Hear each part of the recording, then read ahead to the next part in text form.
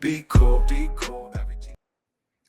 Good evening, everyone. My name is Todd Scholl. I serve as the lead learner for the Center for Educator Wellness and Learning.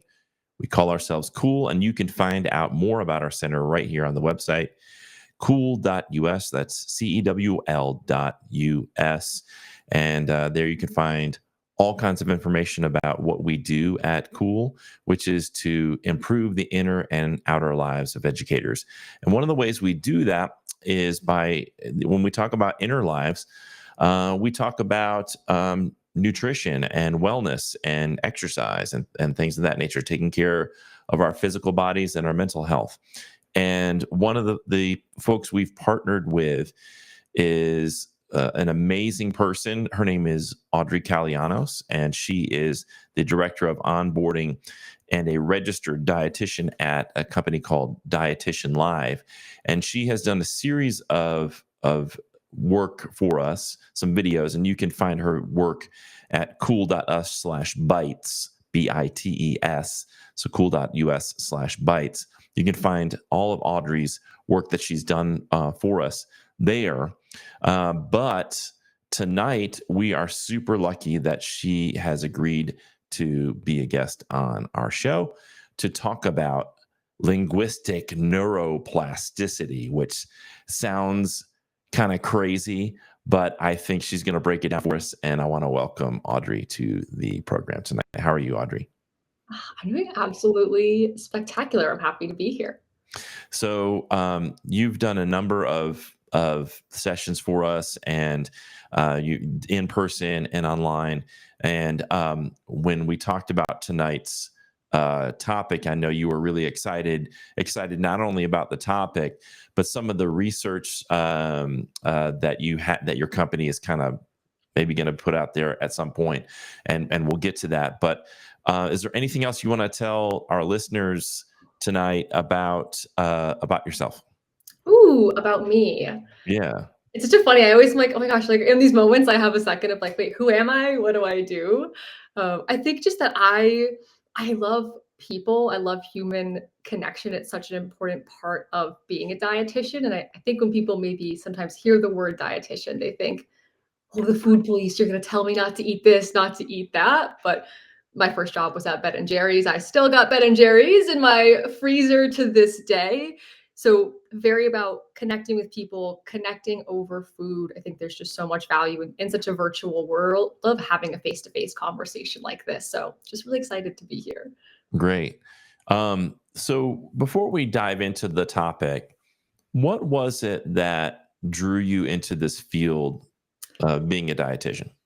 Oh yeah, I love to share this story. I'm a very open person. So growing up, I was actually obese. I was always, I don't know if they still do the chart for kids, but like when I was a kid, it was that chart. They'd be like, you were off the chart for weight and in like the 10th percentile for height. So I was really overweight. I didn't know how to eat. I didn't like vegetables. I didn't like exercise. I didn't like myself very much. Mhm. And I started rowing when I was in middle school and then through high school. And my mom and I really learned about health on kind of through the sports lens. And then going into college, I realized, oh, I can make this a career. Like I get to help other people learn about food in their bodies, take their power back in that sense, but also learn how to love and like themselves. I think that's a huge part of health.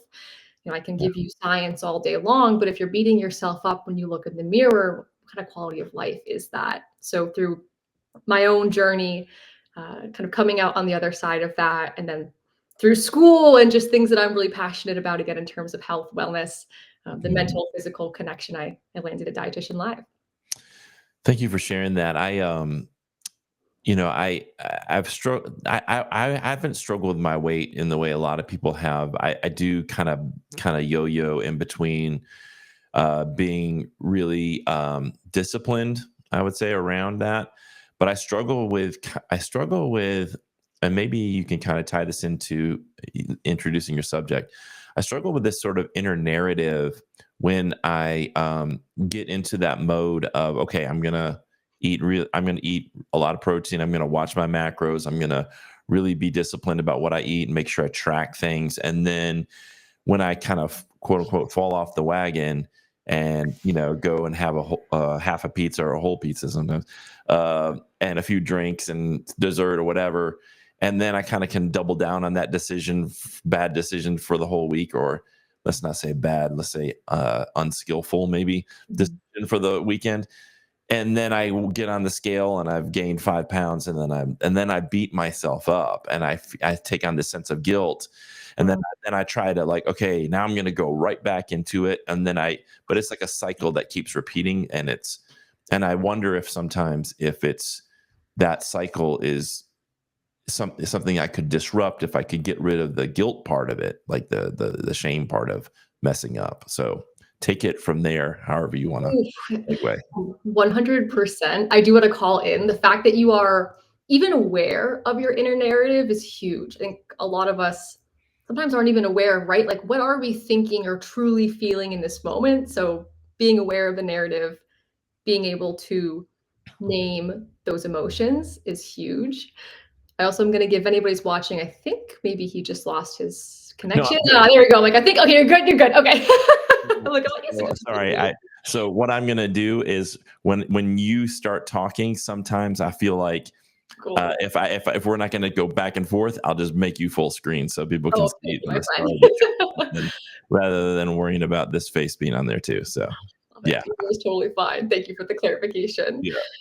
So you're spot on though. I think a lot of us find ourselves in a cycle of, I want to lose weight, right? Okay, let me eat healthy, make some changes, but then maybe we kind of taught to use your words, like fall off a little bit, make a mistake, beat ourselves up, and then this cycle kind of repeats. Part of this is because our brain likes patterns, right? Like you have this cycle of A leads to B, leads to C, leads to guilt and shame, which maybe this isn't the pattern that you or that maybe somebody who's listening wants, but for some reason your brain is sticking in this cycle because it knows, okay, I overeat, I don't feel good. We repeat this cycle that feels really safe.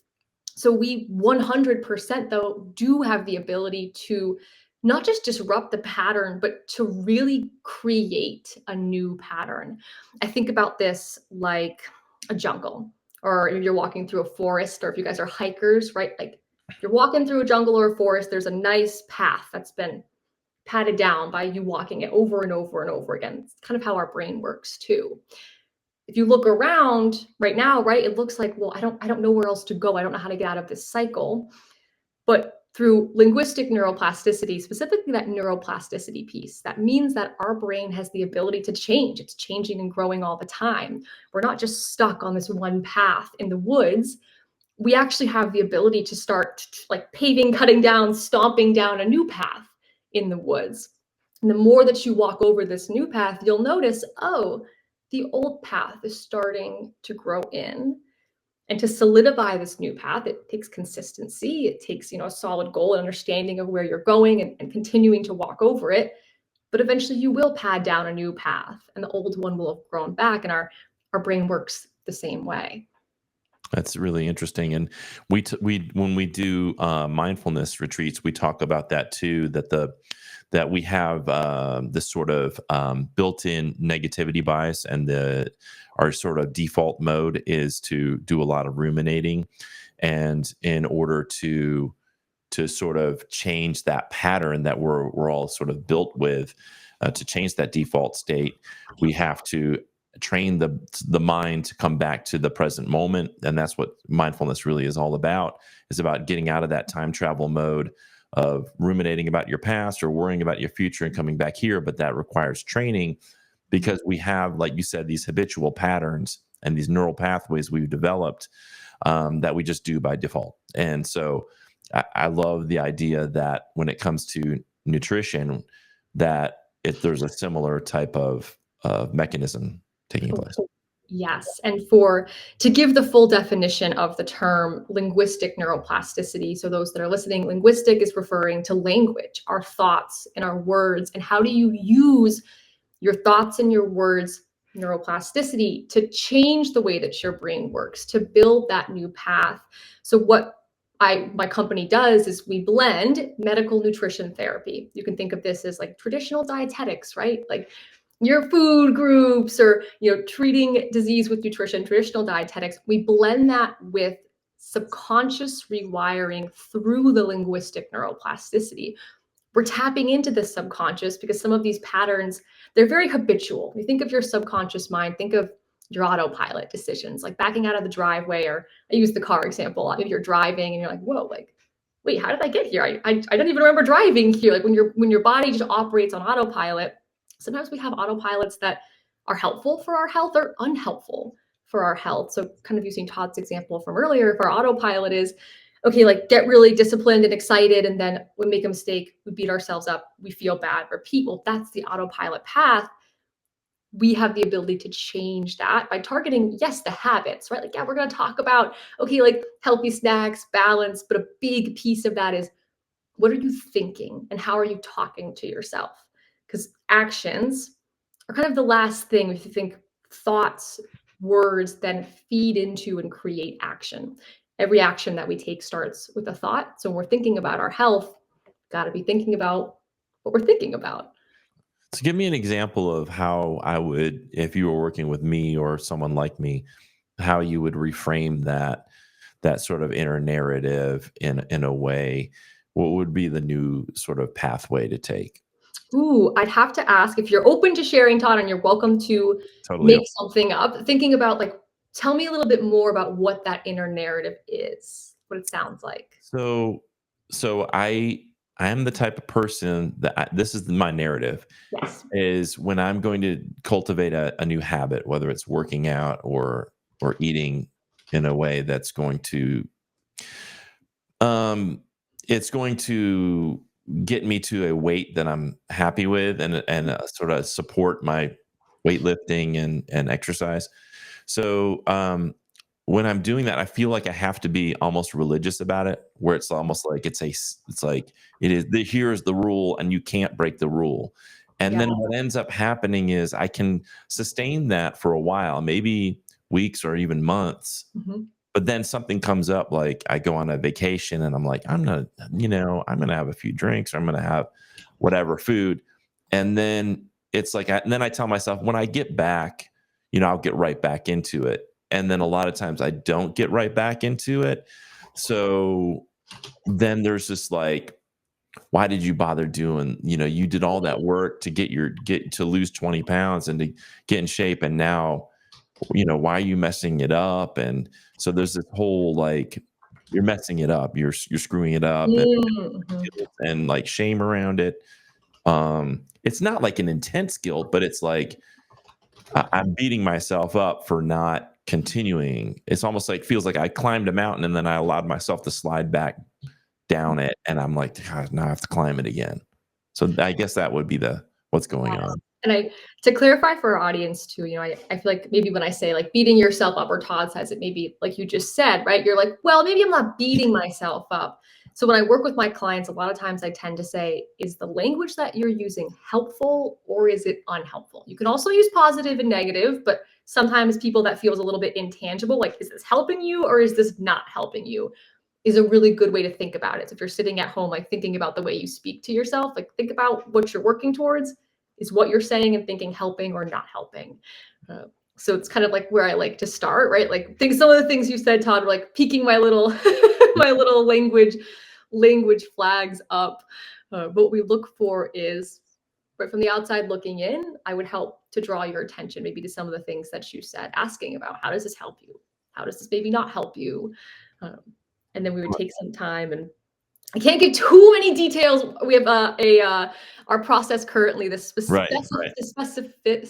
Oh my gosh, the the details are currently patent pending, which is really really exciting. But it's about right.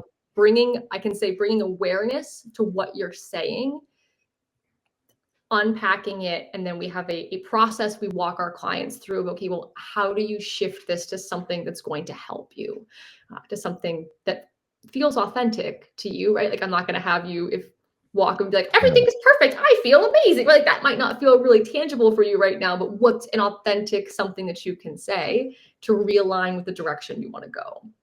Yeah, I think for me, part of it as I get older is seeing these patterns emerge. Like, the first couple of times you don't do that, you don't see it necessarily as a pattern.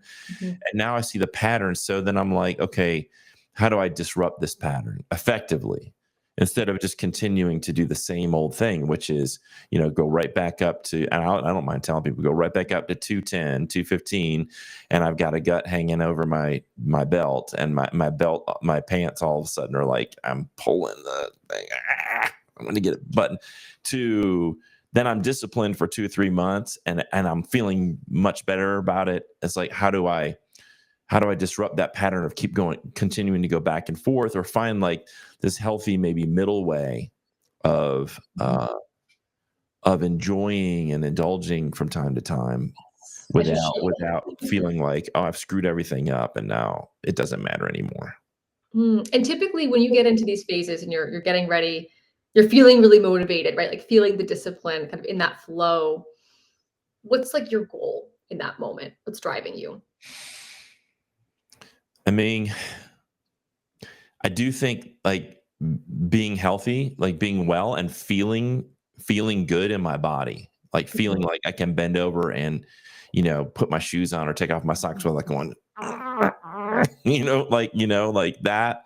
That's part of it. Also, like being able to go to the doctor, and when I have my cholesterol screened, the numbers look better, and I feel have a little more confidence around my health. But I would be lying if I didn't mention that I also just want to look in the mirror and be confident in what I'm looking at, and feel good about like not having to constantly suck in my gut. 100%. And it's really cool to hear, Todd. You have a nice picture of goals, right? So I get a lot of clients that come in and they're hyper focused on I want to lose 20 pounds. They don't think or see. I help them to think or see outside of that.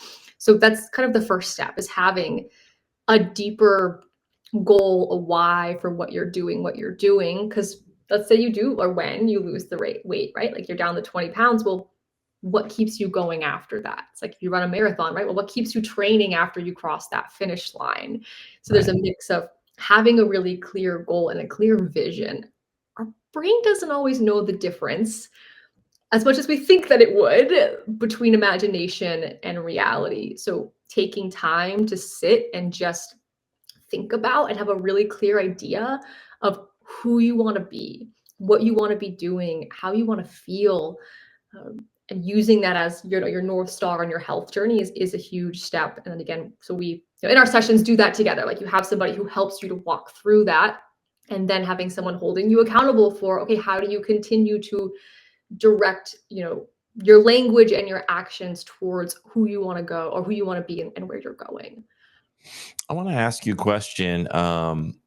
As I don't know if it's really directly related to the topic of our conversation, but you had mentioned it in our pre-conversations about GLP-1s. These are becoming a big deal. A lot of people are hearing about, and for those who aren't aware of what a GLP-1 is, like Ozempic, I think is one, and Mounjaro and Wegovy and different drugs that essentially, I don't understand the mechanism, and maybe you can share with that, but essentially allow people to lose a significant amount of weight with just injecting this drug.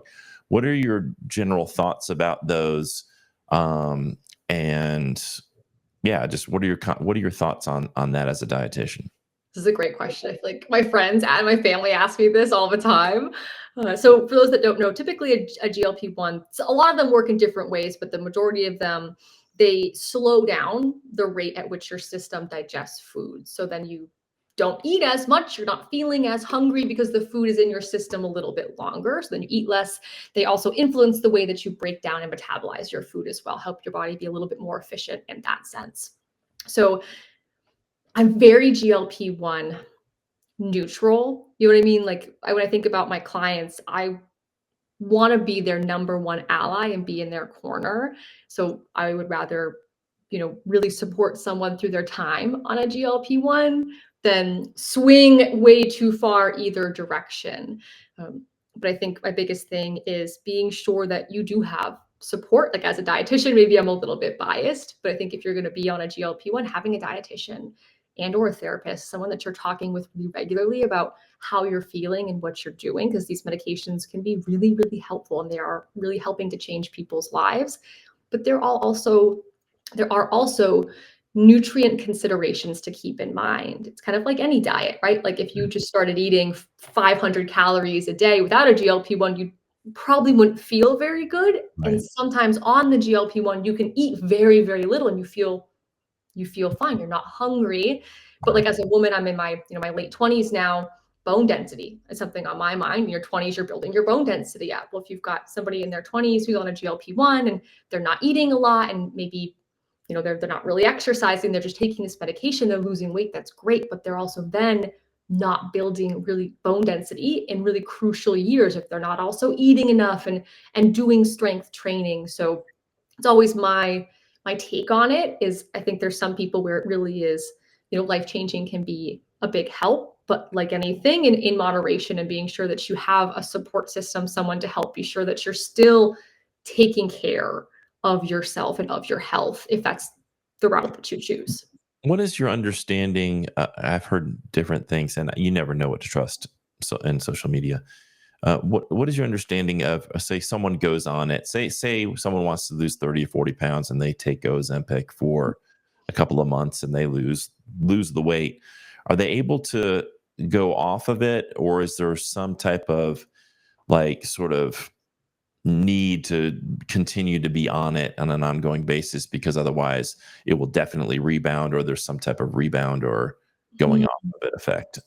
I think it's very person to person. Like I've heard like there's data that shows, I think you could find a study that shows either side of this, right? But I think that's part of why when you're taking it, if that's the route that you choose, like being sure you have somebody who's there to help you learn along the way, right? Like understand how to change your habits, how to change how you're treating yourself and how you're taking care of yourself, maybe is a better way to put that. Like, are you making time to slow down and sit and eat breakfast? Or are you always eating at your desk or skipping breakfast or running around or like those pieces of our health? So being sure you have somebody who's there to help you set something up so that if you reach a point where you do want to go off of it, you have behaviors in place, a new lifestyle, and that GLP-1 was a tool on the journey. But that way, when you take that piece out, there's still support for your body that continues Right. the momentum. Right.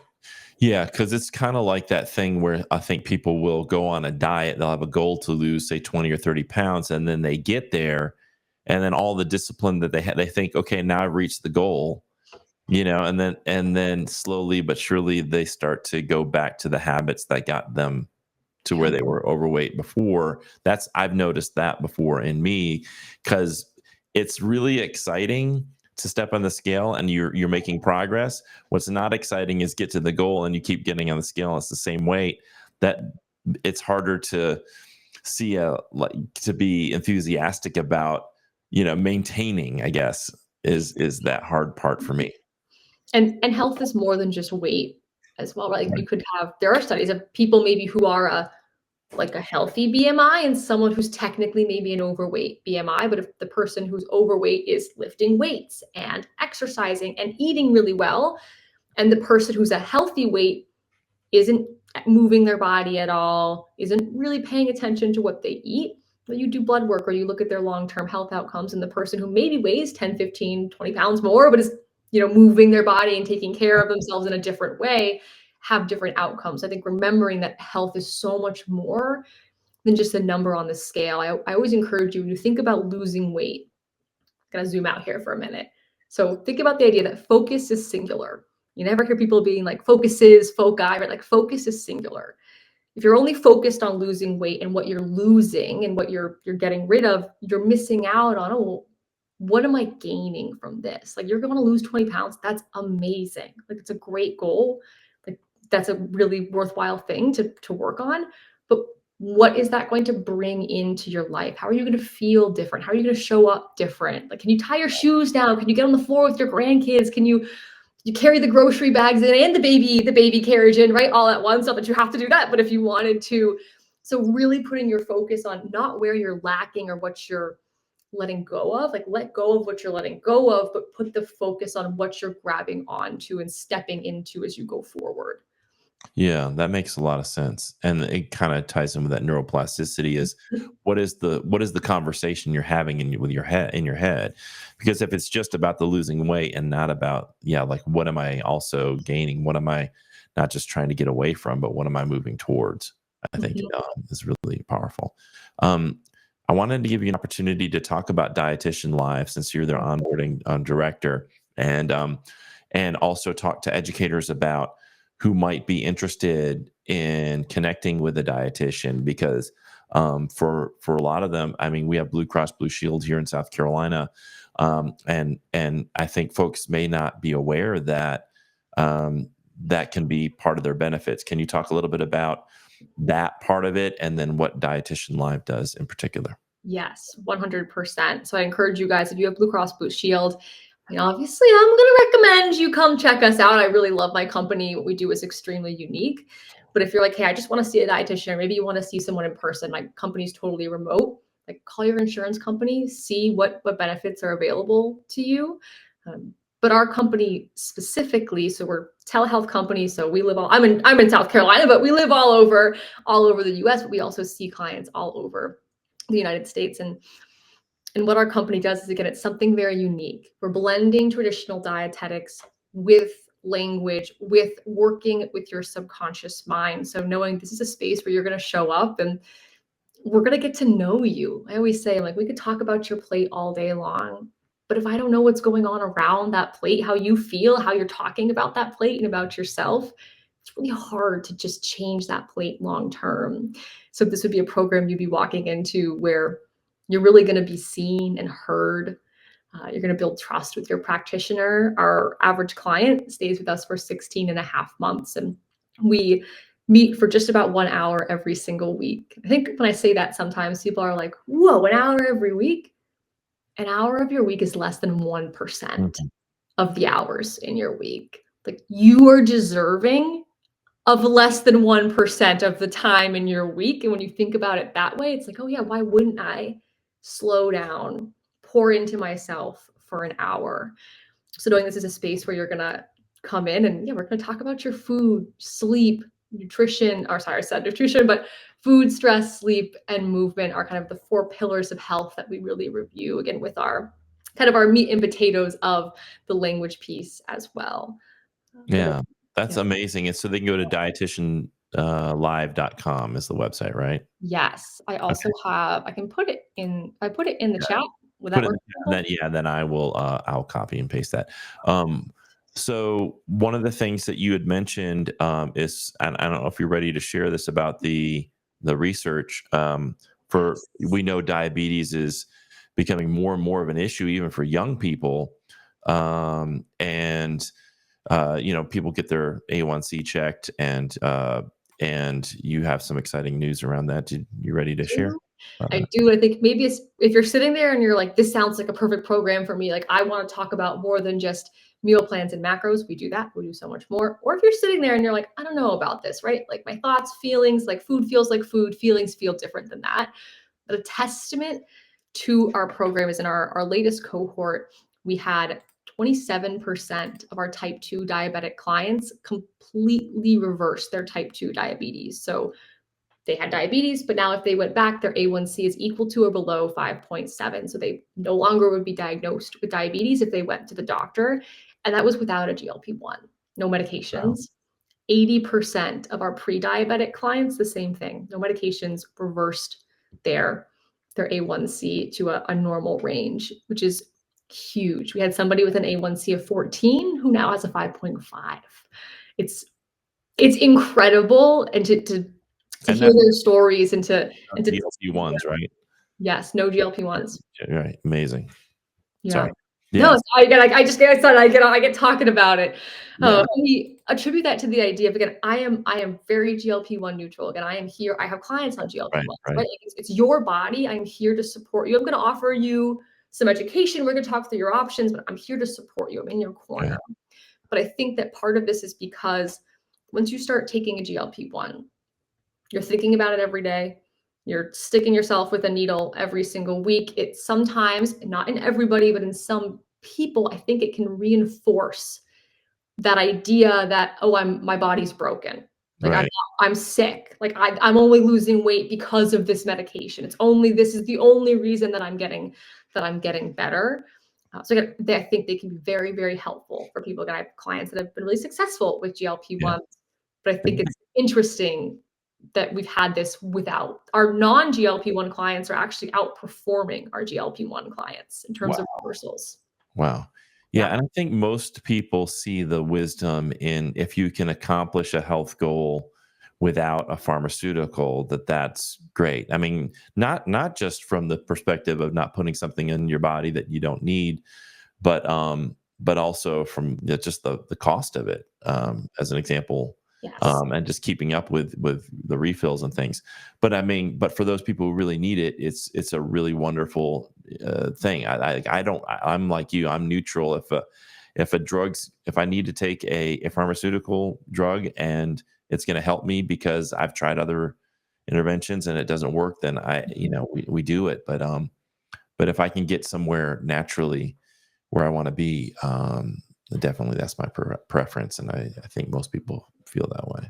I do too. I think people just don't always believe enough in themselves and in their bodies. And this is again a program where if you want to start looking in the mirror and or when you think about yourself or look in pictures or when you're talking to yourself, right? I don't, at least for me, I feel like I talk to myself all day long in my own head, right? Like if you want that to be a more helpful space, if you want to start being able to look in the mirror and be like, I'm really proud of who I am. Like I know I'm strong. Like I'm strong, I'm healthy, I'm happy, I'm deserving of health and happiness. If those, if these are things that you're like, wow, that would feel really worthwhile for me. I'd encourage you guys to sign up, or again, just to look into us. Or I'm on LinkedIn. I'm on LinkedIn is probably the best way to reach me. If you guys are on LinkedIn, you're welcome to send me a message, ask me Yeah. questions. I'm super open about what we do. It's absolutely changed my life.